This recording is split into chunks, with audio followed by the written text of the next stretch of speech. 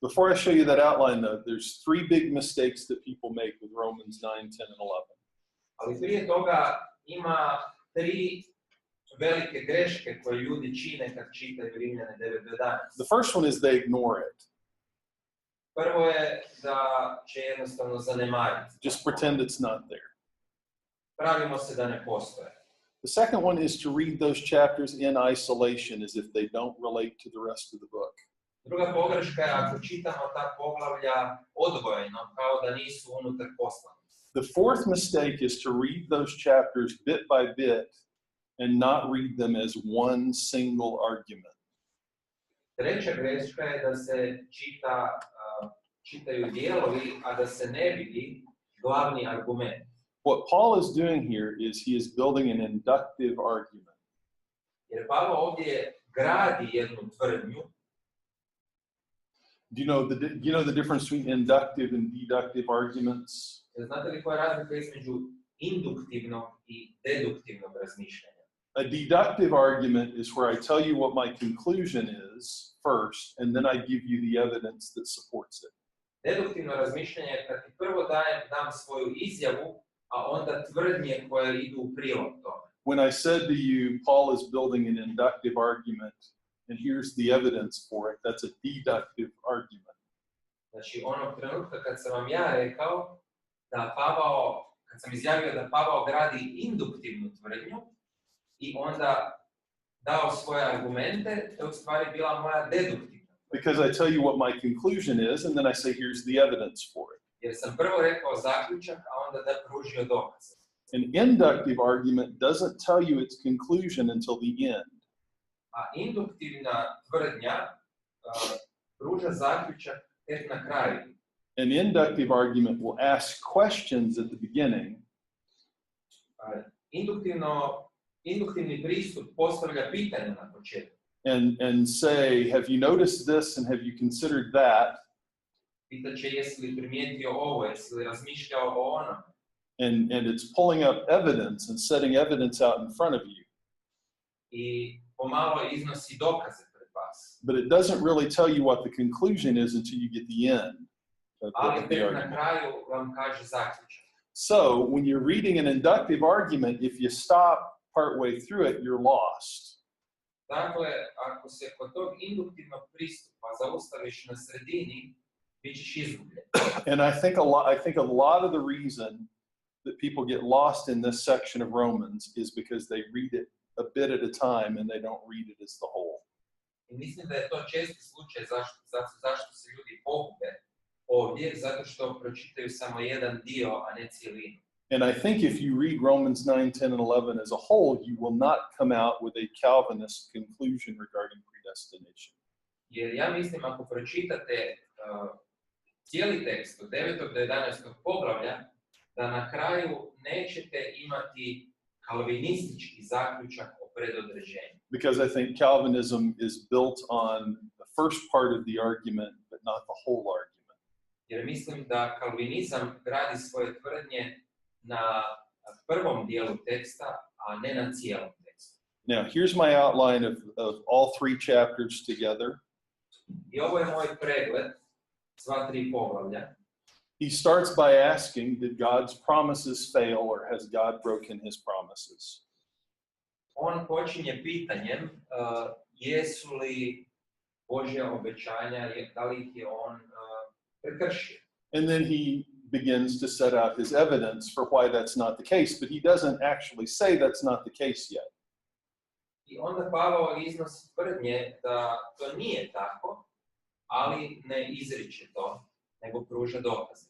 So, God made his promises, and some of the people believed and some of the people didn't believe, but the fact that some of the people didn't believe doesn't mean God broke his promise. Znači, Bog je dao svoje obećanja, neki su vjerovali, neki nisu, ali to što neki nisu, ne znači da je Bog prekršio obećanje. He talks about how in the Old Testament God had faithful people and unfaithful people in Israel. I govori o tome kako u starozavjetno doba su bili neki vjerni, a neki nevjerni. He also talks about how from the beginning God's plan included Gentiles. It wasn't just the Jews that were the people of God. Pavao govori kako je od početka Božji plan uključivao nežidove, a ne samo židove. So that's the first section, chapter 9, verses 1 through 29. To je prvi dio od 9. poglavlje, which verse? 9, 1 through 29. Od 1. do 29. reda. The question then in chapter 9, verse 30 and through the end of chapter 10 is, A od 9:30 pa do kraja 10. poglavlja pitanje je sljedeće. why has some of Israel rejected Jesus, rejected their Messiah? Zašto je dio Izraela odbacio Isusa kao Mesiju? And he says basically God told them what he wanted from them. He wanted faithfulness instead of human righteousness, human performance.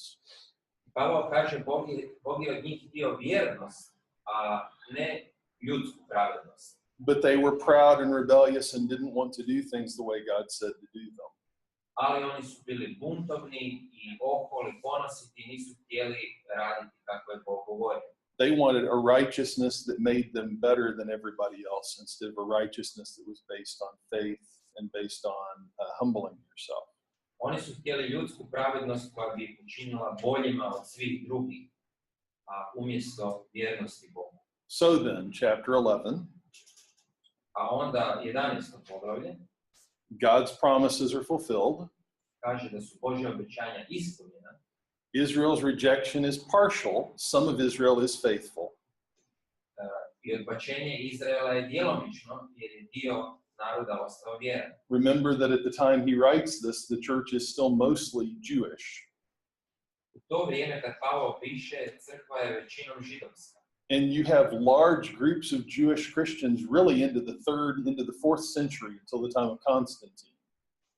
I sve do 4. stoljeća imate crkve u kojima ima puno židova.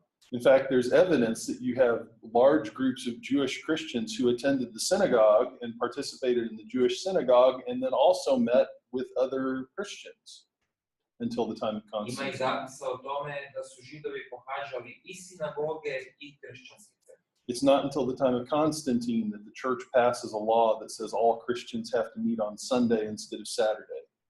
Tek u vrijeme Konstantina donijeli su zakon da se crkva mora sastajati nedjeljom, a ne subotom.